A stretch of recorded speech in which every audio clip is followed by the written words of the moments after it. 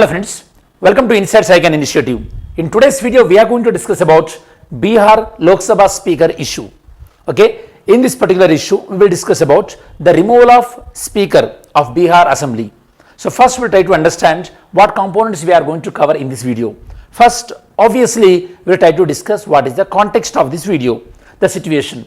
Then, the history of the Speaker and Deputy Speaker position. That means from where we took these positions. Next, the term of office of the Speaker and Deputy Speaker, then Article 178, 179 and 181, and what are the relevance of these articles. Sources of powers to Speaker, that means where the Speaker will draw the powers. Speaker power to vote in normal situation as well as during the time of his removal. Role, powers and functions of the Speaker. Speaker and Speaker function in relation to 10th schedule. So these are the video components in today's video we will discuss. First, let me explain about the context. This context is related to political situation in Bihar. First, so what happened in the Bihar? So in the Bihar, originally coalition government formed in the last election. So Bihar coalition government means if the government is formed by more than one party, it is known as coalition government. Bihar coalition government, it was been headed by RJD, Rashtriya Janata Dal, that is Lalu Prasad Yadav party, and INC, Indian National Congress, and JDU, Janata Dal United. At that time, opposition, in opposition, BJP is there in opposition, Like few weeks back, what happened? Nitish Kumar, he switched the sides. Nitish Kumar, so he changed he went out of this coalition government and he joined with the BJP, So now, these went to the opposition. Now INC and RJD, INC plus RJD, they went into opposition, and the ruling party and the ruling they claimed BJP as well as JDU, BJP and JDU. So after the JDU joined hands with BJP, they both approached and they requested the governor to form the government. Obviously, governor invited them to form the government. So this BJP and JDU coalition government, they formed the government formation. But here we have to remember one thing. When this kind of situation arises, when no party gets more than 50% of the seats in the house, when governor is inviting the coalition government to form the government, that coalition government, after forming the government, they have to prove their majority. They have to show their strength. That means their government is supported by majority members in the house. That means the government, after the government formed, they have to face floor test. Floor test is also known as trust vote. But here, what happened? When this coalition government was ruling at that time, the speaker belonged to RJD. Now the change in government happened, but the speaker is same. So now, as soon as after they formed the government, before going the floor test, what happened? Before going the floor test, before the floor test, this government, they given this, speaker removal resolution. They given the resolution to remove the speaker, because speaker is the one who can control the defection of the members, who can control the disqualification, under defection and all these things. So they don't want this speaker. At that time, the deputy speaker is belong to the JDU party. So they know that if we remove the speaker, then obviously deputy speaker will preside the house. So speaker removal resolution given. Obviously, you know that after the resolution is given, after 14 days time has to be given. After the 14 days, now 14 days means obviously it falls today. Today the discussion happened and the speaker was removed. Speaker was removed. Speaker removal was happened. When speaker removal is going on, when you are removing the speaker, at that time speaker cannot preside the house. Who will preside the house? Deputy speaker will preside the house. Deputy speaker presides the house. Deputy speaker presides the house. Tell me, students, who was the deputy speaker of 17th Lok Sabha? Who was the deputy speaker of 17th Lok Sabha? Does the 17th Lok Sabha had the deputy speaker? If yes, put your answer in the comment section. So this is the entire process. I hope you understood what happened. So before the floor test happened, they given notice to remove the speaker. Speaker was removed, and then the deputy speaker acted as a speaker. Then the government went for the floor test. In the floor test, both BJP and JDU, they proved their majority. That means now they win in the floor test. So they continue in the government. So this is the overall concept. Now let me explain about notes. First we try to understand context. So Bihar Assembly Speaker Awadh Bihari Chaudhary, he faced the no confidence motion. Actually the word no confidence motion nowhere mentioned in the constitution. And this was moved by the ruling NDA, the newly government, before they seek the trust vote.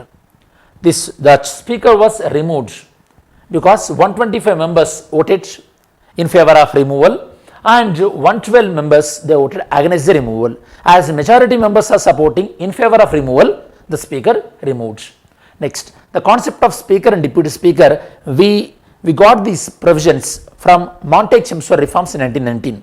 Through these reforms, speaker and deputy speaker positions, they started in 1921 according to the provisions of Montague-Chelmsford reforms. So according to these provisions, the first speaker who was appointed was Frederick White and Sachidananda Sinha. They were the first speaker and deputy speaker. After the independence, when the first Lok Sabha was elected, the first Lok Sabha speaker and deputy speaker were G.V. Mavlankar and Ananthasayanam Iyengar. They were the first speaker and deputy speaker. Next, the term of office. There is no fixed term for the speaker and deputy speaker. They will continue as long as they will not be removed, as long as the house of that means the duration of the house.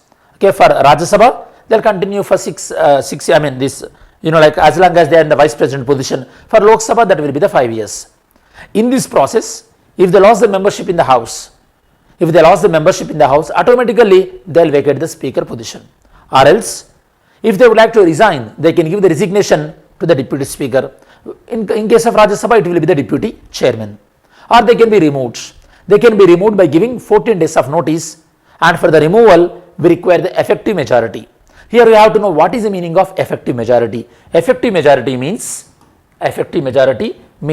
from the total strength. For example, take Lok Sabha total strength without Anglo-Indian 543. Imagine there are around 3 seats are vacant, for example, due to some reasons. 3 seats are vacant. That means you will remove the vacant seat.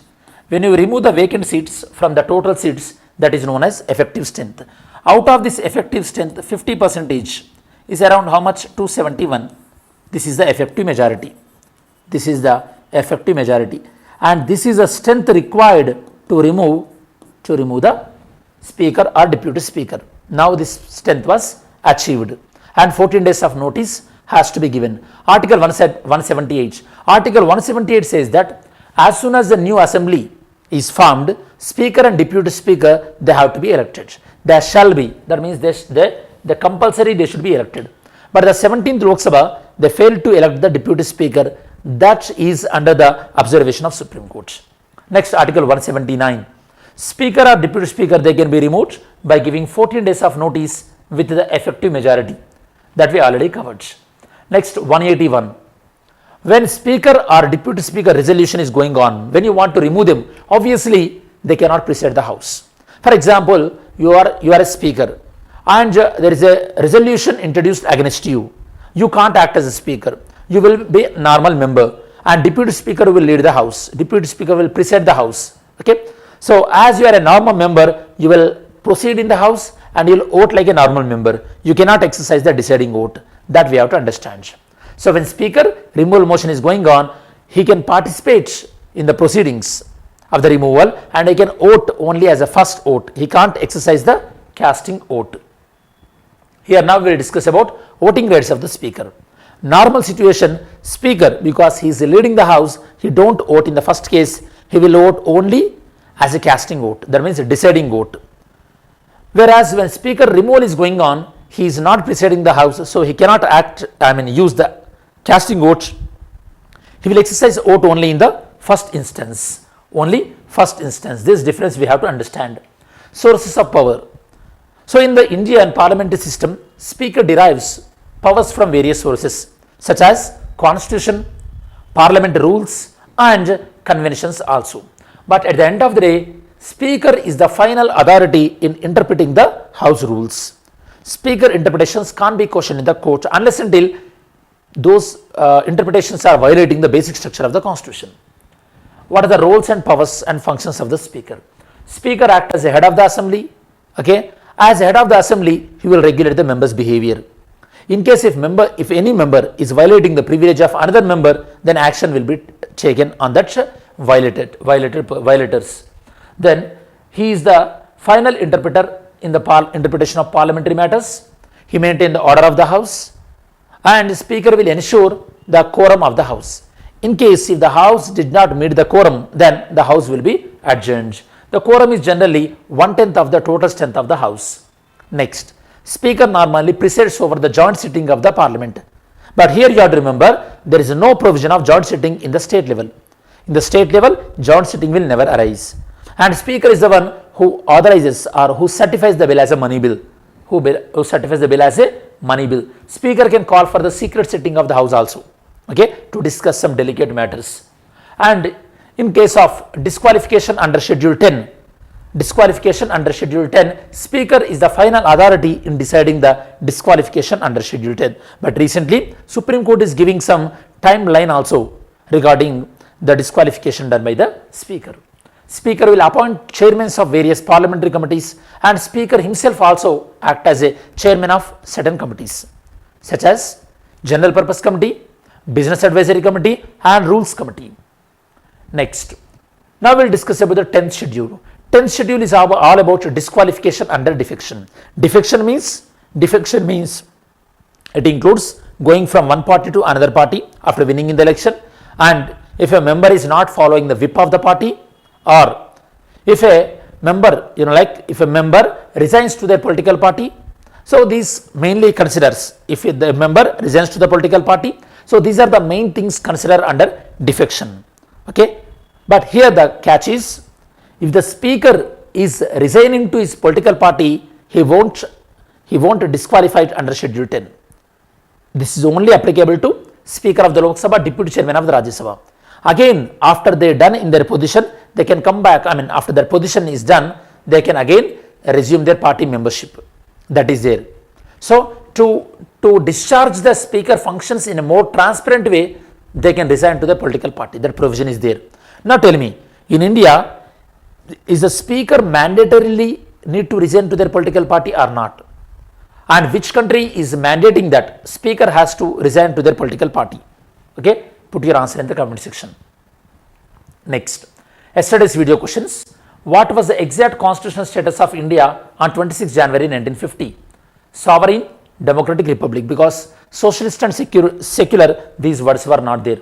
Consider the following statement regarding the FAST telescope. It aims to detect neutral hydrogen to the edge of the universe. S. It is not developed by the Russia. The Papikonda National Park, recently seen in the news, is located in where? Andhra Pradesh. Next, let's see today's video question. Today's video question is, consider the following statement. In the election for Lok Sabha or Assembly, the winning candidate must get, in the Lok Sabha election, the winning candidate should get 50% of the votes polled. First statement. Second one, according to the provisions laid down in the Constitution of India in Lok Sabha, the speaker post goes to the majority party. Okay, speaker post will be given to the majority party and deputy speaker position will be given to the opposition party. Okay, so out of these two statements, which one is the right one? Now, as we reach to the end of this video, in this particular video we discussed about, so what is the political story is going in the Bihar. Then we try to understand historical background of speaker and deputy speaker position. Speaker, constitutional provisions related to speaker and deputy speaker. Then how the speaker will be removed. What are the sources of powers related to speaker? What are the functions and what are the powers related to speaker? So this is the detailed analysis regarding the speaker. I hope you understood this concept very well. And if you have any doubts regarding this concept, please feel free to ask your doubts. Thanks for watching our video. Have a great day. Jai Hind.